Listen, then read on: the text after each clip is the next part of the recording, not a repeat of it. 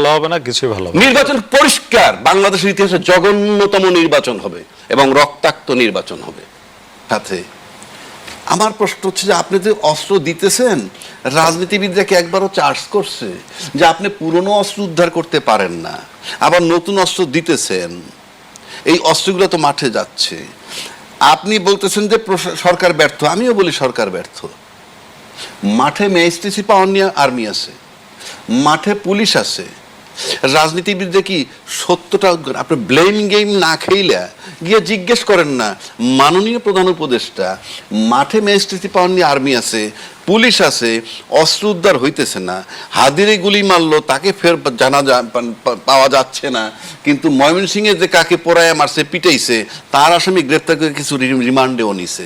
মানে কেন এই পার্থক্যটা কেন? আপনি কি নিষেধ করছেন অস্ত্র উদ্ধার করতে, নাকি আপনি বলছেন প্রশাসন শোনে না? বিষয়টা ক্লিয়ার করে না কেন রাজনীতিবিদরা? ঠিক এই কি ঠিক এই ব্লেম গেম কেন? Why you are cheating the people? সরকার পারে না, সরকার পারে না। এই সরকার তো শেখ হাসিনার মৃত্যুদণ্ড দিছে। বাংলাদেশে কোন সরকারটা আছে রাজনৈতিক যাইছে শেখ হাসিনার জেল দিবে? বরং কোন নির্বাচিত সরকার আসার পর এই বিচার আর হবে না। I am throwing A challenge. যে দল ক্ষমতায় যাবে বা যারা নির্বাচন করে, একটা লোক কি আজ পর্যন্ত বলছে এই বিচার আমরা কন্টিনিউ করব? বলুক এই বিচার আমরা কন্টিনিউ করব। বরং আপনি লিখে রাখেন কেন নির্বাচনের জন্য তৎপর, শুধুমাত্র তাদেরকে রিলিফ করার জন্য, যাদেরকে এখনো কাস্টডিতে রাখছে সার্ভিং অফিসার। আমি সার্ভিং অফিসারের বিরুদ্ধে না, আমি বলছি যে অপরাধ করুক। পারবে কেউ? পারবে না। সুতরাং আপনি রাজনৈতিক দল ক্ষমতা আসার মানে হচ্ছে অন্য রাজনৈতিক দলকে সেফ করা। এখন যে প্রশ্নটাই ছিলাম, কেউ প্রশ্ন করে নাই যে আপনি অস্ত্র উদ্ধার করতে কি নিষেধ করছেন, নাকি আপনি বলছেন প্রশাসন কাজ করে না। গেল এক সাইড। সেকেন্ড সাইড আসেন, বাংলাদেশের রাজনৈতিক দল এখন বিরাট ভূমিকা, যেটি মাঠে আছে। আইজিপি গিয়ে জিজ্ঞেস করতে পারছে একবারও যে ভাই অমুকরা গেলে গরম পানি মারেন, অমুকরা গেলে ঠান্ডা পানি মারেন? সরকার বলছে? সরকার বলছে ঠান্ডা পানি আর গরম পানি পাইছে। প্রশ্নটা করেন না কেন? এই ব্লেম গেম, এই চিটিং দ্য পিপল চলবে না বাংলাদেশে। আর change is no doubt about it. নির্বাচন হতে পারে, নির্বাচন ক্ষমতায় যেতে পারেন, ভালো হচ্ছে না, হবে না। নির্বাচনও ভালো হবে না, কিছুই ভালো হবে না। নির্বাচন পরিষ্কার বাংলাদেশের ইতিহাসে জঘন্যতম নির্বাচন হবে এবং রক্তাক্ত নির্বাচন হবে। কারণ আপনি সেদিন হাদি মারা গেছে, আবার আজকে গেল এনসিপির, আজকে মারা যায়নি, বেঁচে আছে। ঠিক আছে, গুলি করছে। আর একজনের নাম বললো 50 জন। আচ্ছা সব বাদ দিলাম, একজনে কয় 50 জন মারবে, তাহলে 2 জন মারছে, 2 জনের গায়ে গুলি মারছে, আরো 48। একটাবার তারা জিজ্ঞাসাও করতে, এইটাও সরকার নিষেধ করছে? আমি জানতে চাই, প্রশাসনকে চ্যালেঞ্জ ছুঁয়ে দিলাম কি না করছে? তো কালকে স্টেটমেন্ট দেন না যে সরকার নিষেধ করছে। আরেকজন বলতেছে ইন্ডিয়া থেকে 80 জন লোক, এখানে 80 জন গুনছে। উনি কোন হরিদাস পাল? ওরকম 1 ডজন লোককে ভারত 10 টাকা দিয়ে কেনে কিনা আমার সন্দেহ। 80 জন, 81ও না, 79ও না। আবার পালায় গেছে, কেমনে কেমনে কেমনে কেমনে পালায়, সব জনগণকে ক্যাচিং। তাকে ডাকেন না কেন?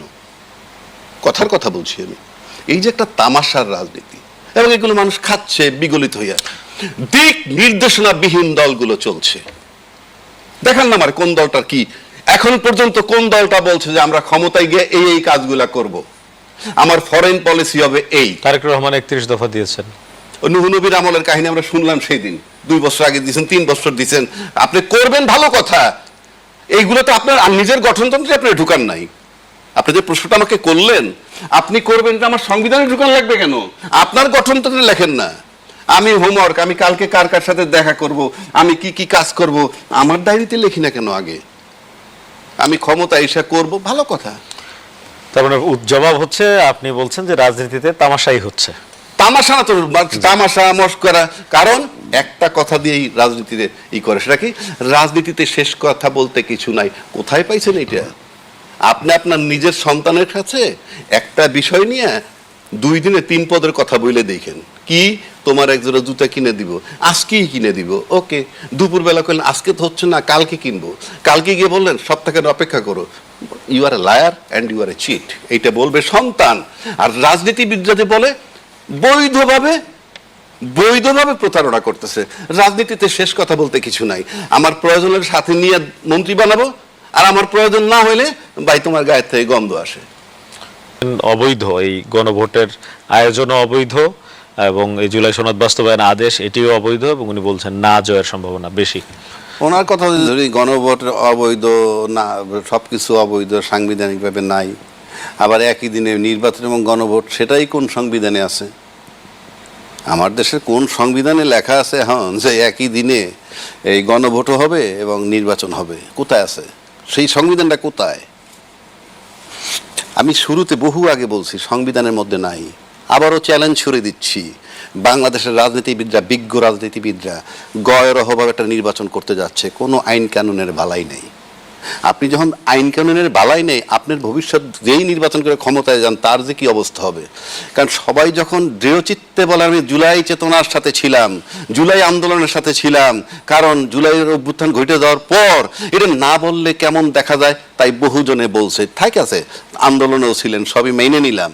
যদি আপনি সবাই মিলে একটা কাজ করি, যে সবাই মিলে এই কাপটা এখান থেকে ওখানে সরাইলাম, তারপরে আসেন এই যে ভাই সরাইছি বৈধ না অবৈধ জানি না, আসেন এটা আইনি ভিত্তি দিই আমরা সবাই মিলে, কি যে আমরা সবাই মিলে এটা সরাইছি, কাজে এটা আইনগতভাবে বৈধ, আমরা বৈধতা দিয়ে দিলাম। জুলাই সনদের বৈধতা নিয়ে এত ঝামেলা হইলো কেন? আপনি তো আন্দোলনে ছিলেন, যেটা সবাই মিলে করলেন, আপনি সবাই মিলে স্বাক্ষর দিলেন না, এটার কোথায় পাঠাইছেন? গণভোটে। বোগাস, এইগুলো কিচ্ছু হবে না, বুলশিট। এখন আসেন, গণভোট না হবে, উনি যেমন বললেন, ওনার অধিকার আছে নাতে ভোট দেওয়ার, অফকোর্স আমি সাপোর্ট করি, কারণ আপনার নিজস্ব ইয়ে। বাট ধরেন নির্বাচিত হয়ে যারা ক্ষমতায় যাবেন আর যদি না ভোট দিয়ে গণভোট ফেল করে, তাহলে জিনিসটা ক্লিয়ার হয়ে গেল আরও, যে কারা জুলাই চেতনা বিরোধী কিংবা কারা জুলাই চেতনার পক্ষে। এবং এখন বাংলাদেশের তিনটা রাজনৈতিক ধারা হয়েছে। জি, এক দল ক্যাশ করতেছে মুক্তিযোদ্ধার পক্ষের শক্তি, যেই বয়ান আগে আওয়ামী লীগ করতো, আর এক দল ক্যাশ করতেছে, আইডেন্টিফাইড হয়েছে তারা রাজাকার। যদিও এই মুক্তিযোদ্ধার রাজাকার একসাথে মিলে আবার দেশ চালাইছিল কিছুদিন, সেই চ্যাপ্টারে গেলাম না। তাহলে মুক্তিযোদ্ধা একদল, রাজাকার একদল, মাঝখানে যে ইনকিলাব মঞ্চ হইল, মাঝখানে যে এনসিপি হইল, এবং হাদির জানাজা যে লক্ষ লক্ষ লোক হওয়ার পর নতুন একটা প্ল্যাটফর্মটাকে আরো কলেবর বৃদ্ধি হইল, জাগো নেতা আইডেন্টিফাই করার জন্য এখন মসজিদে ইউনিভার্সিটির পাশে করলো, এই যে শক্তিটা, এটাকে আপনি কোন দিকে ফেলবেন? এই যে দুইটা ভাগ, স্বাধীনতার পক্ষ, এরে কোথায় ফেলবেন?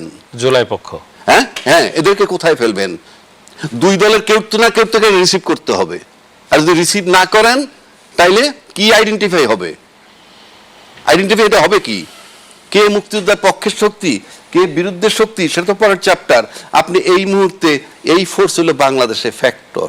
এটার সাথে 71-এর যুদ্ধ আর এক ইতিহাস, এই যুদ্ধের এক্সটেনশন, 71 সালের যে স্বাধীনতার এক্সটেনশন আপনার জুলাই, এটাকে আপনি কি করবেন? এরে আপনি কোন দলে ফেলবেন? আপনি পুরা দেশবাসীর কাছে প্রশ্ন করলাম, এরা কি মুক্তিযুদ্ধের পক্ষের শক্তি নাকি মুক্তিযুদ্ধের বিপক্ষ শক্তি, দেশের পক্ষের শক্তি না দেশের বিপক্ষের শক্তি?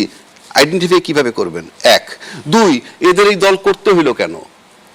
এই দলটা করতে হইল কেন এনসিপি?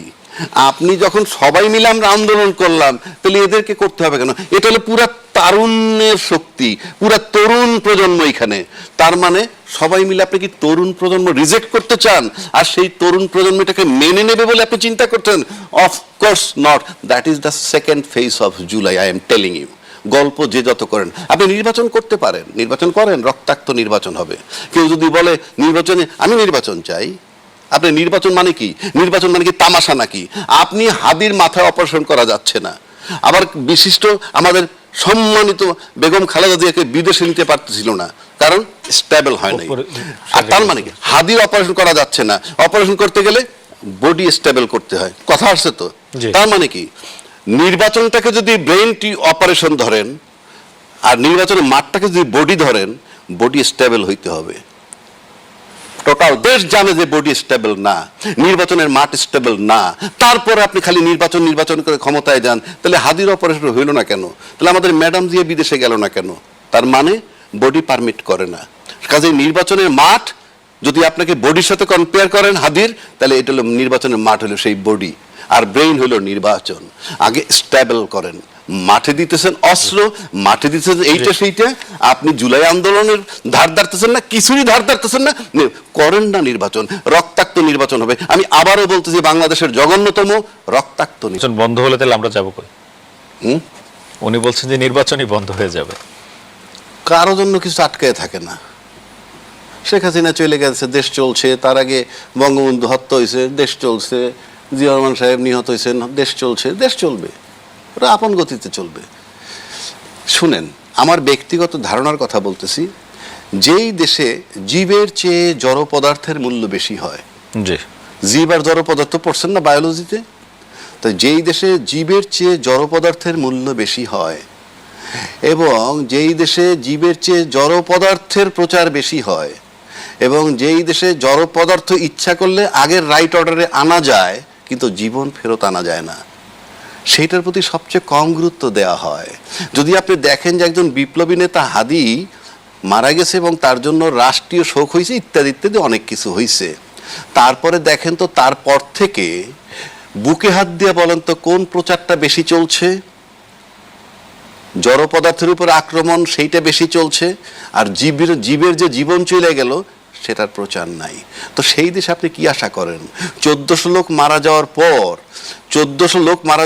50,000 লোক আহত হওয়ার পর 16 বছর যাবৎ যে দেশটাকে ধ্বংস করা হয়েছে, সেই দেশটা যারা বুঝাও না বোঝার ভান কইরা 16 মাসে রিপেয়ারিং চায় এবং নির্বাচন চায়, ইচ্ছা করে যদি না বুঝতে চায় কিছুই করার নাই।